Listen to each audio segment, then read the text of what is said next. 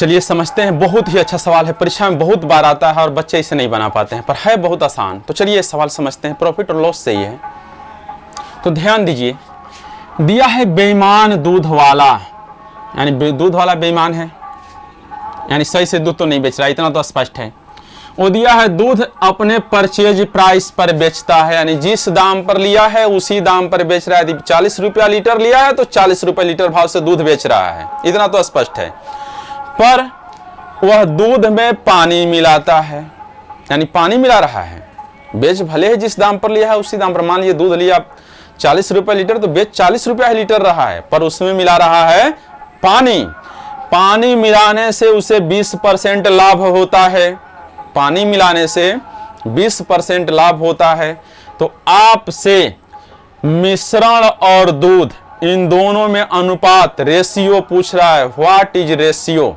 जो मिश्रण और दूध में जो रेशियो होता है, अनुपात होता है, वह है आपसे पूछ रहा है। तो ये सवाल हम समझते हैं। दिया है बेईमान दूध वाला दूध परचेज प्राइस पर बेचता है, दाम नहीं मालूम है, ध्यान देना है, पर दूध में पानी मिलाता है जिससे उसे लाभ होता है 20%। तो आपसे मिश्रण और दूध में अनुपात पूछ रहा है। 2-3 मेथड से बनता है, पर मैं समझता हूं इजी मेथड से बता रहा हूं, 2 मेथड से बता रहा हूं, समझ लीजिए। यहां लाभ होता है तो प्लस में देते हैं, प्लस 20%। लाभ दिया है प्लस 20%, प्लस 20% से मतलब हुआ 20, परसेंट मतलब बटा में 100। 20 से डिवाइड लीजिए 1 बार में, 20 से लेते हैं 5 बार में, यानी यह मान आया +1/5। तो यह समझिए जो नीचे हमारी वैल्यू है यह दूध है, और ऊपर जो हमारी वैल्यू है ये है पानी। तो हमसे पूछ रहा है मिश्रण और दूध में अनुपात, मिश्रण रेशियो दूध। तो मिश्र जो पहले दिया हो उसे पहले उतारते हैं, जो बाद में दिया हो उसे बाद में। तो यहां ध्यान दीजिए, मिश्रण, मिश्रण मतलब मिला हुआ, यानी दूध में पानी मिलता है तभी मिश्रण होता है। तो मिश्रण बनाना है तो दूध और पानी मिला देते हैं, तो दूध 5 हिस्सा और पानी 1 हिस्सा, तो 6 हिस्सा मिश्रण हो जाता है।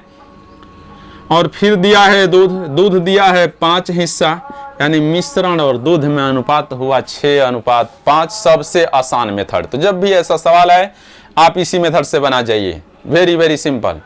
चलिए माय डियर स्टूडेंट्स, बहुत ही अच्छा सवाल है, इसे समझते हैं। इसे समझने से पहले यह नोट्स जो मैं बताया हूँ इसे समझ लेते हैं, तभी इसे बनाना आसान है। तो यहाँ ध्यान दीजिए, अच्छा यहाँ समझिए, ध्यान दीजिए आप।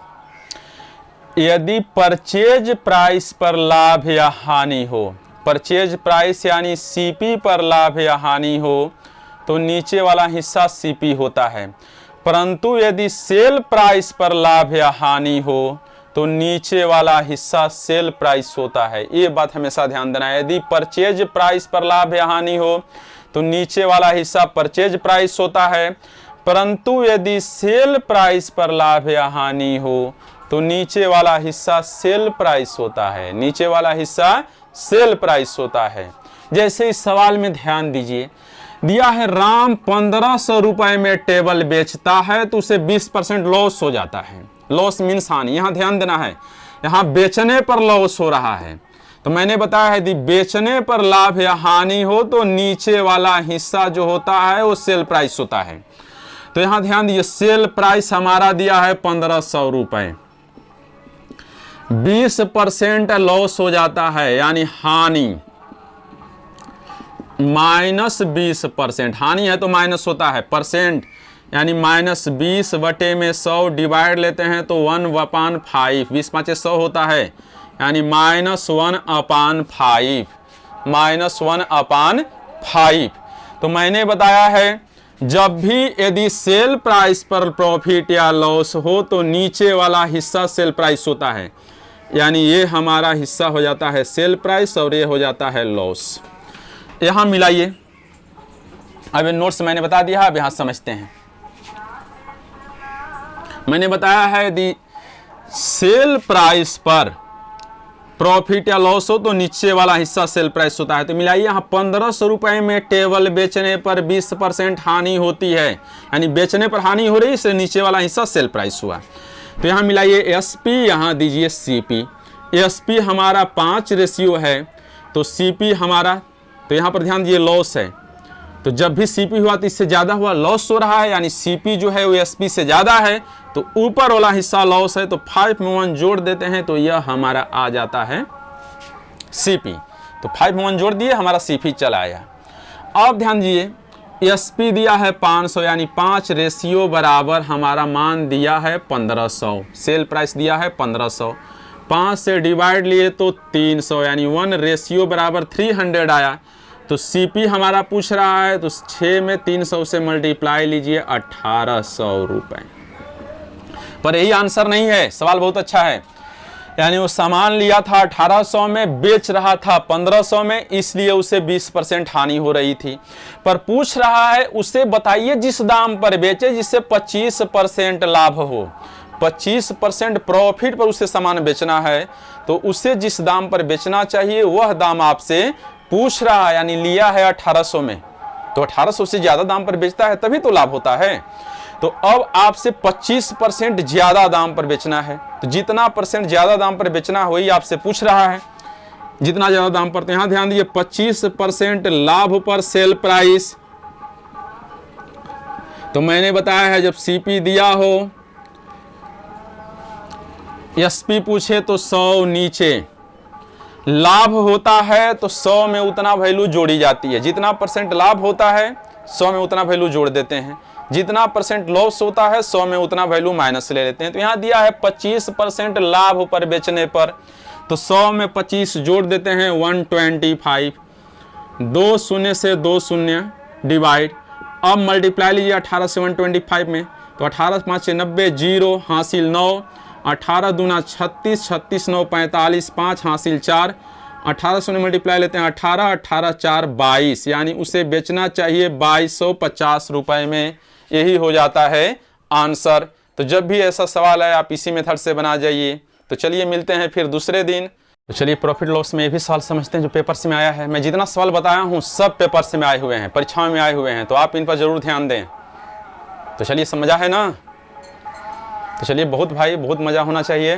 और आप पूरा प्रॉफिट लॉस में जितना पढ़ाए हूँ आप नोट्स बना जाइए, सारे नोट्स, और वीडियो 2-2 3-3 4-4 बार चला आप उसे अच्छे से समझ जाइए, जिससे अब इस पर सवाल आता है तो मैं जितना पढ़ाया हूँ समझिए इसी पैटर्न पर सवाल आता है, इससे बाहर से नहीं आता है। तो आप सारे सवाल दोहरा जाइए और इसे समझते हैं। ये भी सवाल इस पर मैं बताया हूँ, आज फिर समझा देता हूँ। दूसरा सवाल है उसी पैटर्न पे दिया है।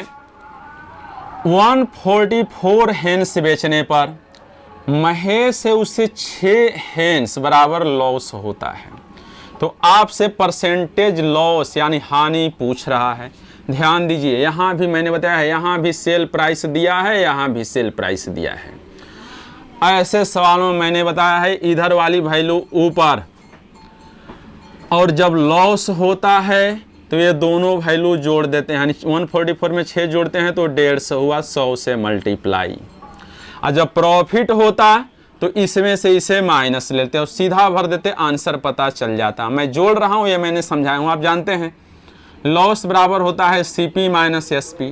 तो जब यहाँ से हम सीपी लेते हैं तो ये एसपी इधर ट्रांसफ़र होता है, तो ये हो जाता है लॉस प्लस एसपी।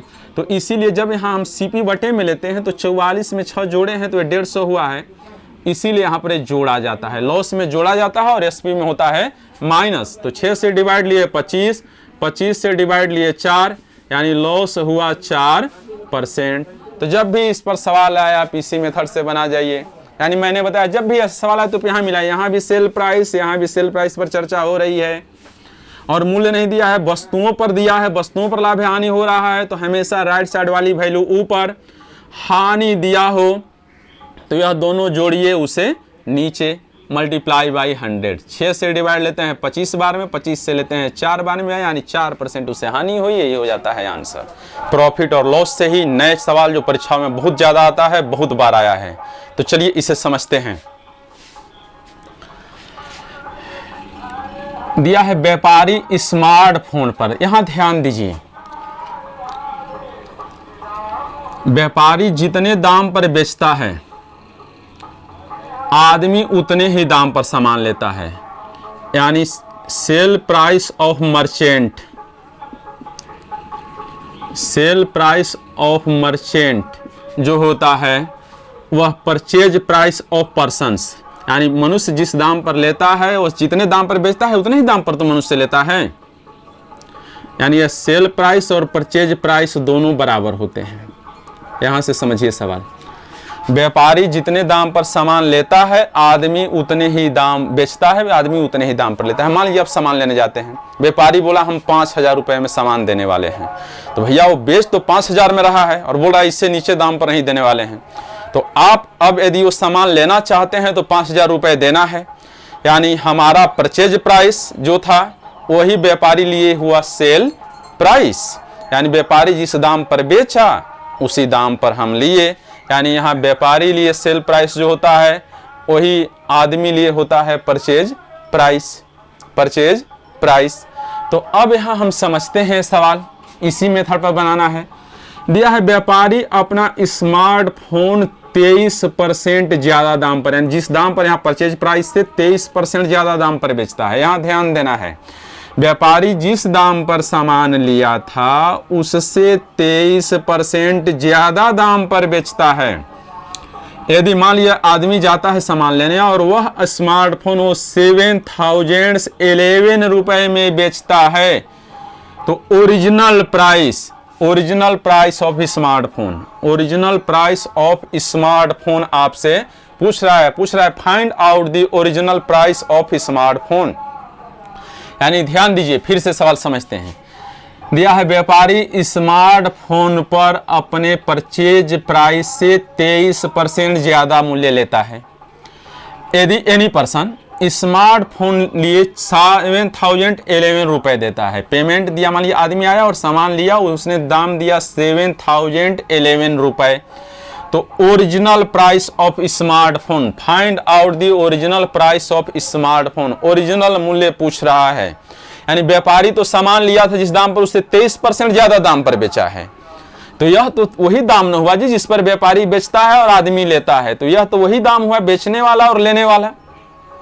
तो व्यापारी जिस दाम पर लिया था वो आपसे पूछ रहा है, ओरिजिनल प्राइस पूछ रहा है। तो ध्यान दीजिए, हर वस्तु अपने आप में 100% होती है, हर प्राइस अपने आप में 100% मतलब पूरा होता है, आधा नहीं होता है। तो मैंने मान लिया ओरिजिनल प्राइस जो था वो 100% था। अब ध्यान दीजिए, व्यापारी दिया है 23% ज्यादा दाम पर बेचता है, तो व्यापारी मान लीजिए सामान लिया 100 रुपए में, बेच रहा है 23% ज्यादा, मैंने 123% लाभ पर बेच रहा है। तो जितने दाम पर व्यापारी बेच रहा है आदमी तो उसी दाम पर लेता है। तो यह आदमी जो दिया है सामान लेने लिए दाम दे रहा है 7,011 रुपए। इससे यह डिवाइड लेते हैं 57 बार में डिवाइड, यानी 1% बराबर 57 रुपए। तो मैंने बताया है हर सामान अपने आप में 100% होता है, हर दाम अपने आप में 100% होता है, तो इसमें 100 से मल्टीप्लाई लेते हैं, तो इधर भी 100 से मल्टीप्लाई लेते हैं, यानी 100% बराबर हुआ 5700 रुपये। यानी स्मार्टफोन जो ओरिजिनल प्राइस था, original price of smartphone is 5,700 rupees, यानी 5700 रुपये असली दाम था। यानी व्यापारी सामान लिया था, स्मार्टफोन लिया था 5700 रुपये में, बेच रहा था 7,011 रुपये में, इसीलिए उसे लाभ हो रहा था 23%। तो जब भी ऐसा सवाल आए तो मैं समझता हूं इसी नियम पर बना जाइए। मैंने यहां बताया है वो दिया है 23% ज्यादा, 23% पर माने प्रति सेंट माने 100, यानी 100 पर 23 रुपया ज्यादा बेच रहा है। तो मैंने मान लिया सामान ओरिजिनल प्राइस 100% है, 100 रुपया है, उसमें 23 जोड़ दिए तो 123% पर बेच रहा है, और वो दाम दिया है, सेल प्राइस हमें मालूम है 7,011 रुपये, यानी 123% बराबर हुआ 7,011 रुपये। इससे डिवाइड लिए 57 बार में डिवाइड होता है, यानी 123 से 1 बार में, 123 से 57 बार में, 1% बराबर आया 57। तो मैंने बताया है हर दाम, हर वस्तु अपने आप में 100% होती है, तो 100 से इसमें मल्टीप्लाई ले लीजिए, तो इधर दोनों साइड में, इधर भी 100 से इधर भी 100 से, तो यह हुआ 100%, इधर हुआ 5700। यानी सामान स्मार्टफोन जो व्यापारी लिया था, ओरिजिनल प्राइस ऑफ स्मार्टफोन वो था 5700 रुपये। तो चलिए